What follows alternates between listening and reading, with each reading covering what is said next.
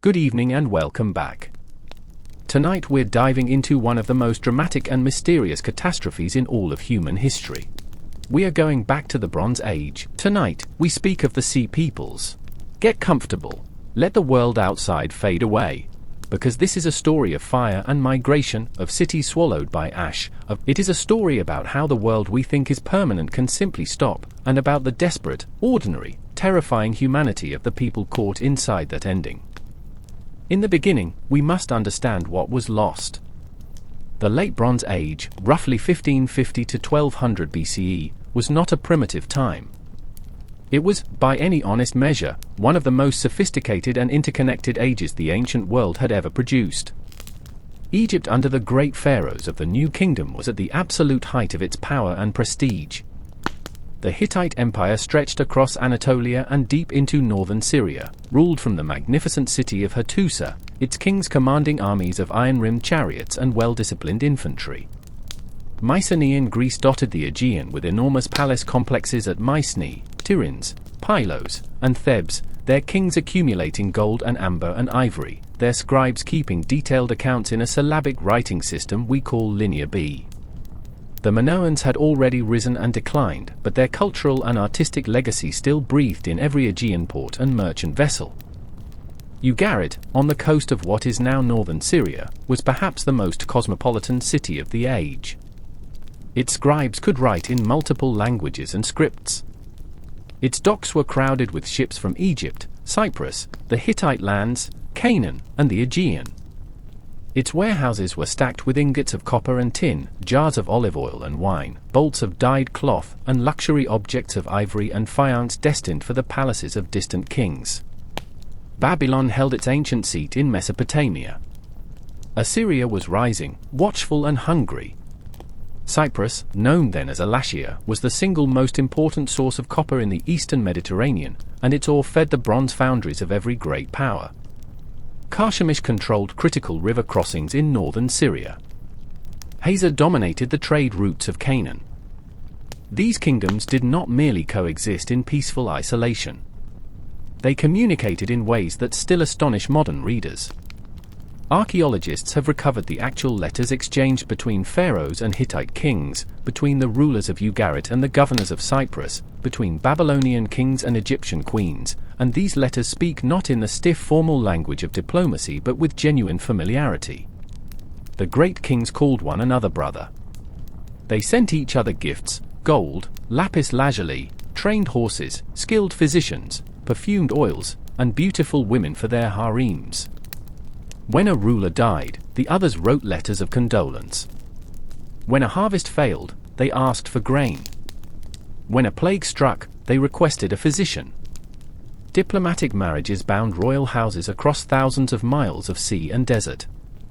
Trade routes stretched from the tin mines of Afghanistan to the amber forests of the Baltic, from the cedar forests of Lebanon to the gold fields of Nubia. Ships crossed the Mediterranean carrying wine and grain, metals and textiles, exotic animals and luxury goods that fed the appetites of palace economies built on redistribution and hierarchy. Merchants operated under royal protection. Cargo manifests recorded ingots and jars and bales of cloth. Shipwrecks discovered by underwater archaeologists, most famously the Uluburun wreck off the coast of Turkey, give us an extraordinary physical glimpse of this international trade, with goods from more than a dozen different cultures found in a single vessel. It was a world of extraordinary complexity, extraordinary connectivity, and extraordinary fragility. And then, around 1200 BCE, it ended. Not in one blow. Not in 1 year. But within the span of roughly 50 years, almost everything collapsed. Cities were burned and never rebuilt. Palace economies that had functioned for centuries evaporated almost overnight. Entire writing systems fell completely out of use, their knowledge lost for 3,000 years until modern scholars decoded them. Trade networks that had linked continents went dark and silent. Ugarit was destroyed, its libraries buried under collapsed ceilings, and never reoccupied. The Hittite Empire, one of the greatest military and administrative powers the ancient world had ever seen, ceased to exist so completely that its very name was forgotten until archaeologists unearthed its ruins in the 19th and 20th centuries. Mycenaean palace culture collapsed, plunging Greece into for centuries of poverty and illiteracy that historians call the Greek Dark Ages. Egypt survived, but it emerged shrunken, wounded, and forever diminished, never again to reach the heights it had known under Rameses the Great and his predecessors. The Bronze Age was over. The Iron Age would eventually rise from its ruins, but the transition was not smooth or swift or painless. It was a long, dark stumbling through the wreckage of something magnificent. And the question that has haunted historians and archaeologists for 2 centuries is deceptively simple and profoundly terrifying. What happened? And here, rising out of the smoke and the silence of the collapse, emerged the Sea Peoples. We know of them primarily through Egyptian sources, and the most vivid and famous of those come from the reign of Rameses III, who ruled Egypt in the early 12th century BCE, approximately 1186 to 1155. At his great mortuary temple at Medinet Habu, on the west bank of the Nile near modern Luxor, the walls are covered in enormous carved reliefs and lengthy hieroglyphic inscriptions describing a series of catastrophic invasions that threatened to overwhelm Egypt itself. These inscriptions are simultaneously some of the most valuable and most problematic sources we have for this entire period. Valuable because they are detailed, vivid, and contemporary. Problematic because they are also royal propaganda, written to glorify a pharaoh and celebrate his victories, and must be read with appropriate skepticism. The carved reliefs at Medinet Habu show something that deserves to be looked at with great care, because it changes the entire picture. The Sea Peoples in these images are not depicted simply as raiders making a quick strike and retreating to their ships. They are shown as migrants. They come in ox carts laden with all their worldly possessions. Women and children ride in the carts. Cattle walk alongside. These are not pirates on a profitable raid. These are people who are moving their entire lives, who have packed everything they own into wagons, who appear to have nowhere behind them to return to. That detail, so easy to overlook amid the drama of the battle scenes, is one of the most important things the Egyptians tell us about these mysterious invaders. But who were they? The Egyptians gave them names, and those names have been the obsession of scholars ever since. The Pele Set, the Tcheka, the Shekelesh, the Denyen, the Weshesh, the Lakka, the Shiaden, the Teresh.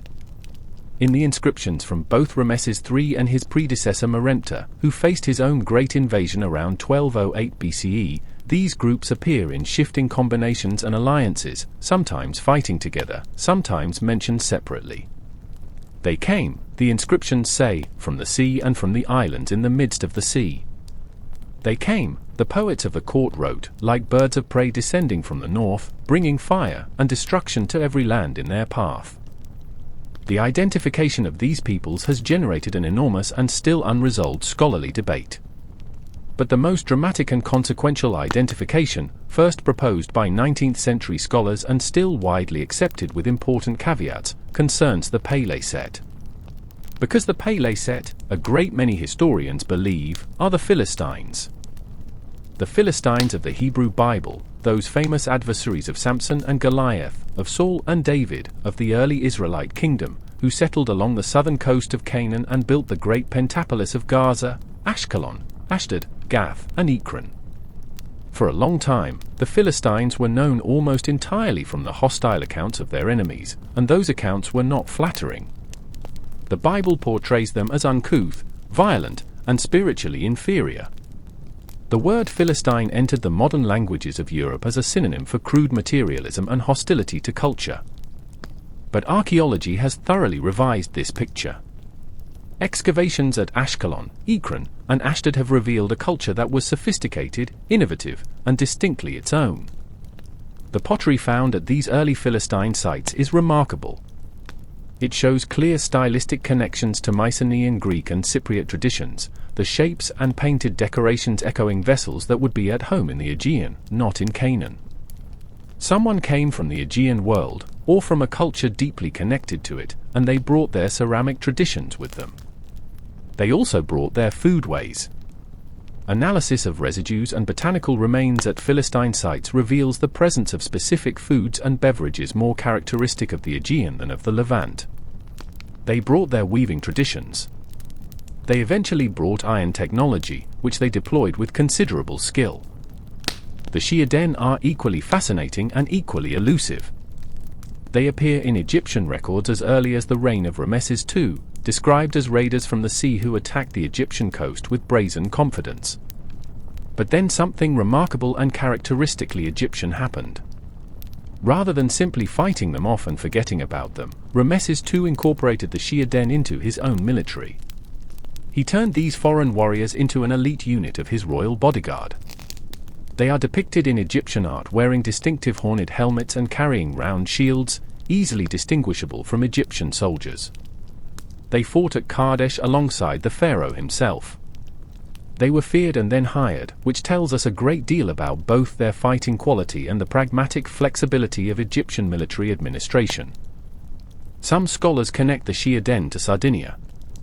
The linguistic echo is suggestive, and archaeological research in Sardinia has identified the emergence of a remarkable culture called the Nuragic civilization, characterized by distinctive stone tower complexes and bronze figurines of warriors with horned helmets, around this same period.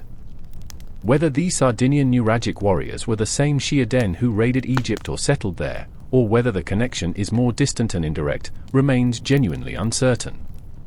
But the similarity is difficult to dismiss. The Lukka are generally thought to correspond to the people of Lycia, in southwestern Anatolia, a region already associated with piracy and raiding in earlier Bronze Age texts from both Egypt and the Hittite archives. The Denyen have been connected variously to the tribe of Dan in the Hebrew Bible, to the Danoi of Homer, to a group known from texts found at Ugarit, and to a people called the Adana in southern Anatolia.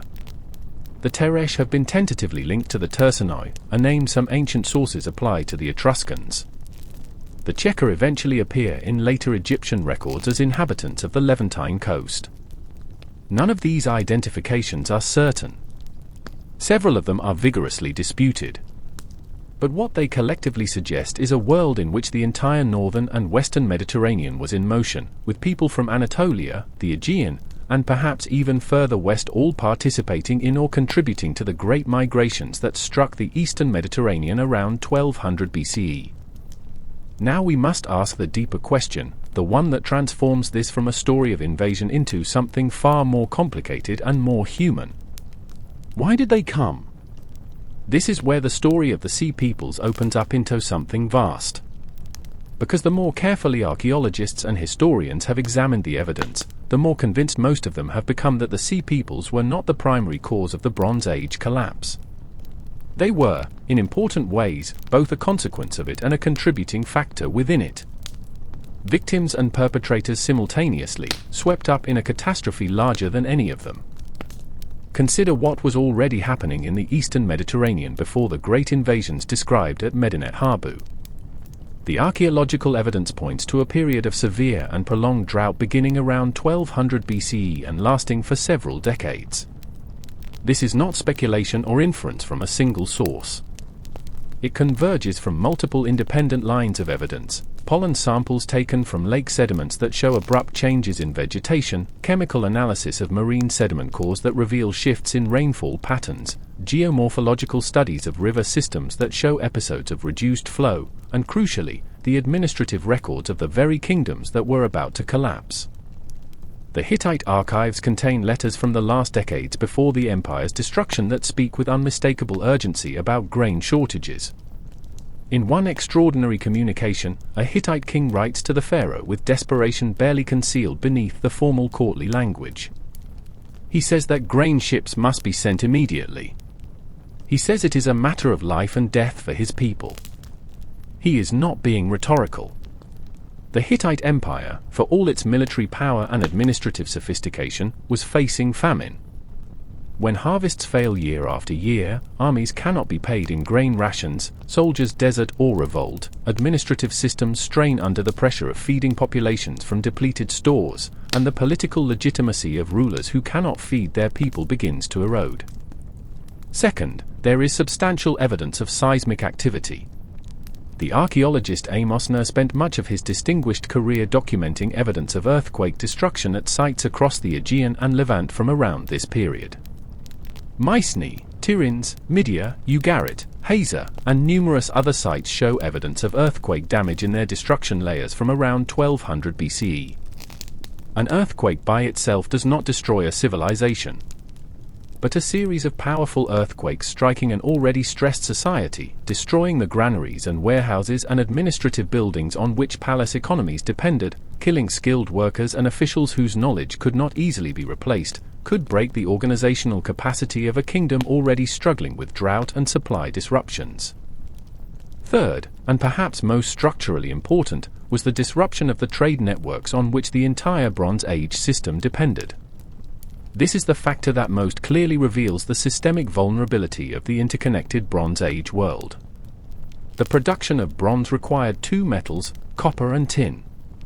Copper was available in Cyprus and a few other locations, but tin was extraordinarily rare in the eastern Mediterranean. It had to come from sources far to the east, in Afghanistan, or perhaps from sources in Anatolia and Central Asia, transported overland and by river across enormous distances. When the trade routes that carried tin to the bronze foundries of the Aegean and the Levant were disrupted, whether by drought that made overland travel more dangerous, by political instability that shut down established routes, or by the activities of raiders who made the sea lanes unsafe, the entire military and economic apparatus of the palace economies began to seize. Weapons could not be replaced. Chariot fittings could not be repaired. Armor could not be manufactured. The specialized craftsmen who worked bronze in palace workshops had no raw material. Armies that depended on bronze equipment for their effectiveness became shadows of themselves. This was not a problem any single king could solve by force of will. It was a systemic failure embedded in the very structure of the world they had built. Into this world of cascading failures, a world already fracturing under the combined weight of drought and earthquake and trade disruption and the internal stresses of palace economies that had perhaps always been more fragile than they appeared, came the Sea Peoples. And here we must return to that crucial detail from the Medinet Habu reliefs, the ox carts with women and children. Because many scholars, perhaps now the majority, believe that the Sea Peoples were themselves in significant part refugees from the very catastrophe they are said to have caused. The Mycenaean world began collapsing around 1200 BCE, before the great invasions described by Rameses III. The palace centers at Pylos, Thebes, Tiryns, and eventually Mycenae itself were destroyed or abandoned. Where did the people who had built and maintained those palaces go? They were seafarers. The Aegean was their highway. They had shipbuilding traditions and navigational knowledge accumulated over centuries. They had warriors trained in a long tradition of raiding and warfare. And they had, increasingly, nothing left to lose. Some of these displaced Aegeans almost certainly turned to raiding the coasts they had previously traded with. Others formed alliances with similarly displaced people from Anatolia, from Cyprus, from the Levantine coast. Groups coalesced around strong leaders, moving along the coastlines, raiding where they could, seeking places to settle. And as they moved through a world that was itself already in crisis, they became one more pressure on systems that could not withstand additional strain. The Egyptians, seeing wave after wave of these migrants and raiders washing up against their borders, recorded what they saw from their own perspective, a great coordinated assault by foreign peoples from the sea. But the coordination may have been less deliberate than it appeared. When many different groups of desperate people are all moving in roughly the same direction because there is nowhere left to go, their movements can look like a concerted campaign even when there is no single organizing intelligence behind them. The last days of Ugarit illuminate this in devastating detail. Among the final documents found at the site, preserved by the accident of the fire that destroyed them, are letters that read like a transcript of a world falling apart in real time. One letter from the king of Elashia, Cyprus, warns Ugarit's ruler that enemy ships, perhaps as many as 7 ships, have been spotted offshore and that he should be vigilant. Another, from a Hittite official, warns of enemies attacking by sea. A third, apparently the last letter Ugarit ever sent, is a desperate message from the king of Ugarit to the king of Elashia, saying that his city is under attack, that enemy ships have been seen at sea, that he has sent all his available chariots to the Hittite front and has no forces to defend his coast, and that he does not know what to do. The tablet was found in the kiln where it was being fired for delivery. It was never sent. The city burned around 1185 BCE and was never rebuilt. Its destruction layer contains evidence of fire and violent death but no subsequent occupation. Whatever came, it came without warning, moved quickly, and left nothing behind it capable of resuming normal life. The great naval battle described by Ramesses III, fought in the mouths of the Nile around 1177 BCE, is the most famous military engagement of this entire period. The reliefs at Medinet Habu show it in extraordinary detail. Egyptian ships with high-sided hulls and Egyptian archers standing aboard them shooting down into enemy vessels. Grappling hooks pulling enemy craft alongside. Warriors fighting hand-to-hand on the decks of ships rocking in the Nile Delta. Enemy soldiers falling into the water, some already pierced by arrows. On shore, Egyptian infantry engaging the land force of migrants while their ox carts stand nearby and women and children watch the battle from a distance that is not quite safe. Ramesses claims, as pharaohs always claimed, a total and overwhelming victory. The enemy was crushed, their ships capsized, their warriors slaughtered, not one of them escaping. The reliefs are designed to convey the absolute dominance of the divine pharaoh over the forces of chaos. But the reality of what followed complicates this triumphalist narrative considerably. Egypt did survive the invasion of 1177 BCE, and that survival was genuinely significant. But survival was not the same as victory in any broader sense. The Peleset and the Cheka settled along the Canaanite coast. The region that Egypt had controlled, administered, taxed, and patrolled for generations became the permanent homeland of peoples who owed nothing to the pharaoh and recognized none of his authority. Egyptian control over the Levant, which had been one of the defining features of New Kingdom power and prosperity, effectively collapsed. The tribute that had flowed from the cities of Canaan into Egyptian coffers stopped flowing. The administrative machinery that had projected Egyptian influence northward toward the Hittite borders ceased to function. The victory at the Nile Delta had stopped the wave from breaking over Egypt itself, but the wave had already swept everything else away. Ramesses III spent his remaining years fighting further incursions and internal conspiracies. His treasury was depleted to the point where state workers building his own mortuary complex staged what may be the earliest recorded labor strike in history, sitting down and refusing to work because their grain rations had not been paid. The harem conspiracy that may have ended his life, documented in the remarkable Turin judicial papyrus, reveals a court riven by faction and intrigue. He was the last pharaoh of the New Kingdom who could plausibly claim to be a great military power. After him, the slow unraveling continued. The world that emerged from the Bronze Age collapse was in almost every measurable way smaller and poorer than the world that had preceded it. Population declined sharply across the Aegean and the Levant. Cities that had supported tens of thousands of inhabitants shrank to villages or were abandoned entirely. The Linear B writing of the Mycenaeans vanished completely and would not be replaced for centuries.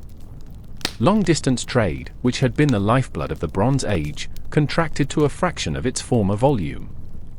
The sophisticated palace bureaucracies that had coordinated the labor of entire regions and maintained the infrastructure of complex society dissolved, and with them went the specialized knowledge of craftsmen, scribes, architects, and administrators that had accumulated over generations.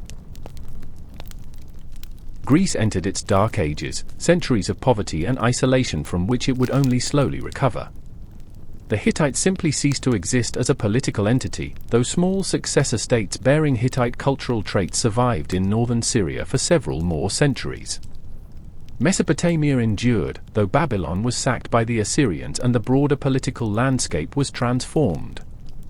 Egypt persisted but entered a long decline, its territory shrinking, its authority fragmenting, its unity periodically dissolving into periods of civil conflict.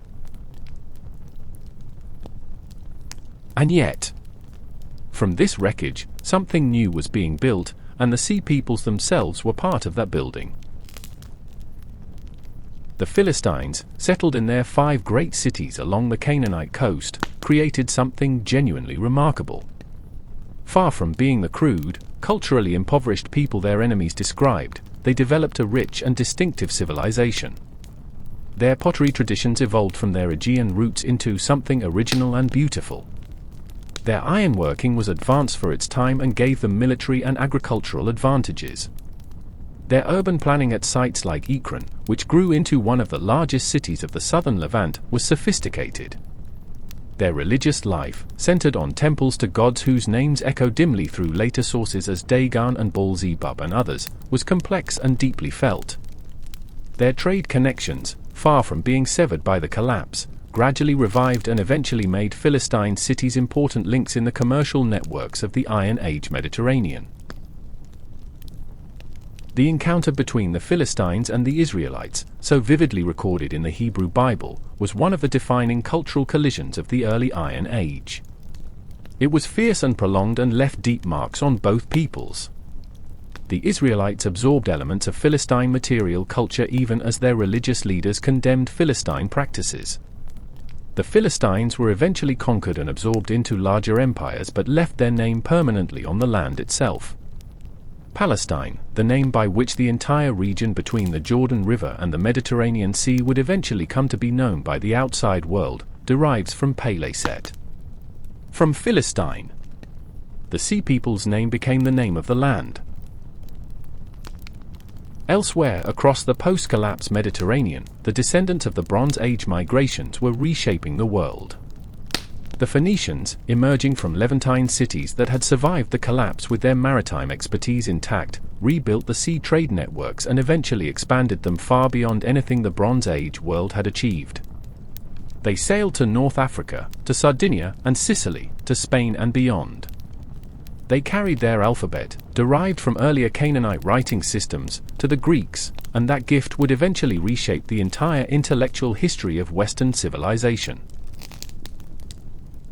The question of what destroyed the Bronze Age world, and the role of the Sea Peoples within that destruction, remains one of the great debates of ancient history. The older view, dominant for much of the 20th century, cast the Sea Peoples as the primary cause, a great wave of barbaric invaders who swept out of the north or west and destroyed a sophisticated civilization that could not defend itself against their numbers and ferocity. This view has been substantially complicated and in many ways overturned by more recent scholarship and by the accumulating weight of archaeological, paleoclimatological, and textual evidence. The current scholarly consensus, if there is one, leans toward a multicausal explanation in which the Sea Peoples are one significant factor among several, and in which the distinction between cause and effect breaks down under examination. Climate change weakened the agricultural foundations of palace economies. Trade disruption removed the metals and raw materials on which those economies depended. Earthquakes destroyed physical infrastructure at a moment of maximum vulnerability. Internal rebellions and political instability, perhaps driven in part by the social stresses of prolonged resource scarcity, eroded the administrative capacity of kingdoms struggling to hold themselves together. And into this world already fracturing from within came the migrations and raids of displaced peoples from the Aegean and Anatolia, peoples who were themselves fleeing the same catastrophe they were helping to complete. This picture is more complicated than the older narrative of barbarian invasion, but it is also more interesting and more honest. It does not require us to imagine a single great enemy against whom civilization bravely fought. It asks us instead to see the Bronze Age collapse as something more like what it probably was, a systemic failure of an extraordinarily complex and interconnected world, in which multiple stresses reinforced one another until the entire structure gave way, and in which the people we call the Sea Peoples were as much victims of that failure as they were instruments of it. There is something in this story that resonates beyond the ancient world. The Bronze Age collapse is the oldest well-documented example of the failure of a globalized, interconnected civilization under the pressure of multiple simultaneous stresses. It happened once. The world recovered, eventually, though the recovery took centuries and the world that emerged was different in profound ways from the one that had collapsed. the questions it raises about the fragility of complex systems, about the hidden vulnerabilities of interdependence, about what happens when climate and migration and economic disruption and political instability all arrive at the same moment, are not purely historical questions. The scribes of Ugarit put their last letters in the kill to fire them for delivery. On the coast, enemy ships were already visible on the horizon. In the hills above the Nile Delta, the ox carts of a people who had lost everything were rolling slowly southward toward the last great power that had not yet fallen. The fire came for Ugarit and the city died. The bronze palaces of Mycenae fell silent and were never reoccupied. The great Hittite capital of Hattusa was abandoned and burned by its own inhabitants as they fled into an unknown future. And from those ashes, slowly, painfully, across centuries of diminished light, a new world eventually grew. The sea peoples, those mysterious wanderers from the islands in the midst of the sea, became farmers and city builders and traders and enemies and ancestors. Their children and their children's children forgot the long migration and the burning ships and the desperate crossing of the Nile Delta. They built houses and temples and buried their dead in the earth of lands they now called home. We still wonder who they were. Good night.